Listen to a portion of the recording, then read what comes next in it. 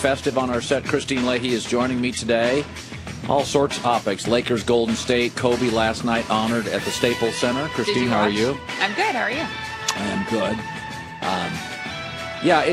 It's there's an old saying, be original or be forgotten. And that's where I want to start the show today. Be original or be forgotten. Is that if a friend came up to me, I'm based in Los Angeles, but I lived 10 years out in the East Coast, went to all the big East Coast cities.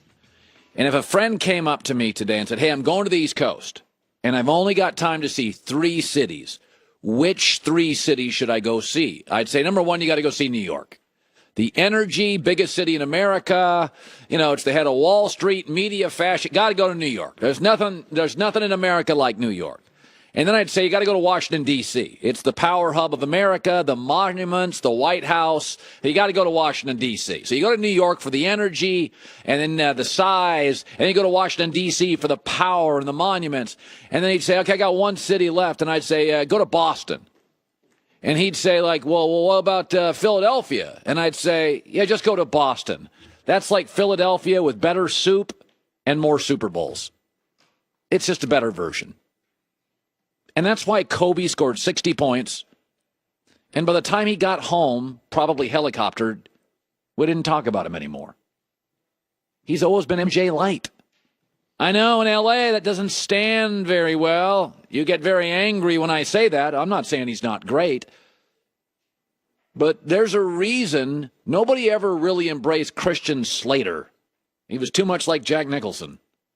I like Lady Gaga. I saw it before called Madonna. I like Philadelphia. Boston's a better version. Magic Johnson retired 20 years ago. He is still talked about constantly. A total original. I mean, Kobe scored 60 left. By the time he got home that night, we were done talking about him. Until last night. You look at the greats in the history of basketball. I've been watching the NBA for 40 years. The skyhook, nothing like it. Wilt Chamberlain led the league in points, rebounds, 1-year assists, nothing like him. And nothing like Magic Johnson. There's never been anything like LeBron James. There had never been something as relentless as Michael Jordan. Larry Bird was the first 6'10 guy walked into the league. He was the best shooter and maybe the second best passer to Magic. The originals last and are talked about because we've never seen anything like them. Kobe was remarkable, but I've seen it. A better version, it was called Michael Jordan. That's why Shaq was so unique. Centers looked like Jabbar or Russell. They were tall and thin. And here came 330-pound Shaq. That's why Magic was so unique. Point guards looked like, like Gail Goodrich back in the old Isaiah Thomas, John Stockton. This guy's 6'9", looks like a power forward. Legends always have a distinction. That's why Steph Curry's going to last a long time. Steph Curry changed the game. And nobody looked like Steph Curry. Small little guy, best ball handler in the league, with range just inside the parking lot. That's why LeBron's so amazing. He's like 12% Pippen, 9% Magic, 13% Wilt, 69% like Alien. When I look at Kobe Bryant, I always think like Bob De Niro, the actor. There's like a handful of actors who are really originals. Morgan Freeman is an original. Philip Seymour Hoffman was an original. Bob De Niro was an original. There's a bunch of really good actors that sort of remind me of Bob De Niro, like Tom Sizemore and Michael Madsen and Chaz Palminteri, but they're not De Niro. De Niro's the one I'll remember. Be original or be forgotten. There was nothing like Magic and nothing like Bird and nothing like Wilt and nothing like Shaq, and there's nothing like LeBron James. You go to a steakhouse, you don't come home talking about their second best steak. Even Steve Kerr yesterday, while complimenting Kobe Bryant, one of the all-time creative offensive players of my life, even he falls into the comparisons to you-know-who. Kobe is the closest thing to Michael. Everybody's been compared to Michael. LeBron has been compared to Michael. I don't think LeBron is Michael at all. Kobe has the same mindset and mentality that MJ had. The assassin, I'm going to rip your throat out with my scoring, low post, dominant fadeaway, jumper, footwork. Seriously, when he broke into the league, I remember it. He sounded like Michael Jordan. He had mimicked his voice. I'm not taking anything away from what he was, a remarkable all-time talent. But it is amazing that when people stop playing, how long do we talk about him? Like Peyton Manning will be discussed forever. Brady will be discussed forever. Montana was discussed a long, long time. But Kobe scored 60, helicoptered home that night, and I swear to God, we didn't talk about him much till last night. Michael Jordan retired. We talked about Michael Jordan. He was still the NBA's most popular player, according to a Harris poll, 20 years after he retired. Kobe was home after scoring 60, and we'd moved on to the next Warrior or LeBron topic. I want to shift to football. I thought it was really interesting. Remember, what players deal with is work. Like if you watch a football game, that's entertainment for us. But for a football player, that's work. So football players go to practice every day, and football players look at film every day. And so in the Steelers-Patriots game, and there was that controversial touchdown, did you notice during that play, when it was reviewed, the players didn't really freak out?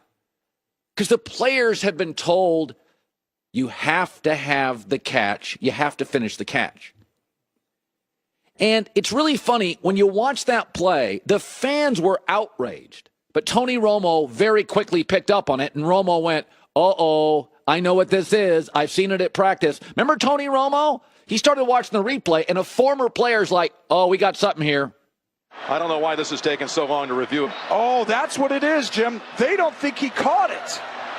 Oh, boy. Does he maintain control right here? He's got to maintain possession. Does that bobble in his... Oh. Guys, that ball moves in his hand. Yep. The player knew what it was. Tom Brady, similarly, watched the play on replay. And did you hear what Tom Brady said, like Tony Romo, as a player when he watched it on the replay screen in Pittsburgh? I saw it on the big screen, and I saw, probably the angle that they saw, and like everyone else, as soon as I saw it, I felt like, he obviously didn't whatever however survive they the ground. Yeah, survive the ground. Yeah. I mean, there's a lot of close calls. Sometimes you get them, sometimes you don't.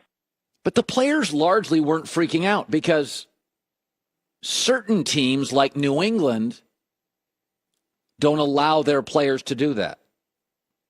Yes, here's a story that came out today. Mike Lombardi, former Belichick mate and still a good friend.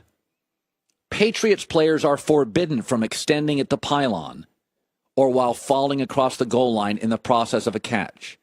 Belichick has made it clear they will be benched.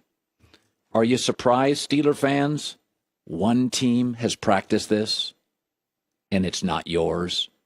It's the team that's owned you for several years and that is more detailed and prepared in every game. New England doesn't allow their players to do this. They practice not doing it. Steeler fans felt robbed.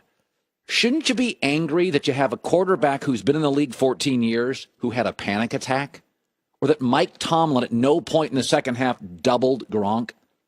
Steelers had the ball even after this at the 10, second down, 30 seconds left. It's become the Steve Bartman play. You do realize the Cubs still led the series after that Bartman play. Was he also culpable for the Mark Pryor wild pitch? You wake up Monday, and those refs are all gone, and you're still mad at him. But you're still stuck with a quarterback who 14 years in had a panic attack and a head coach that once again wasn't great with details. You lost to a more prepared, less talented team. And that's the same narrative for the last 10 to 15 years. Steeler fans upset with his wife for forgetting the second set of keys. Maybe you should be upset that you locked the first set of keys in the trunk, fella. It's not your wife's fault. In a way, the refs gave the Steelers a gift. More time on the clock. Don't let Gronk and Brady have even a second to beat him. But instead, they wake up angry, defiant. Refs cost us a game. No, you got a quarterback that had a panic attack 14 years in, and a coach that didn't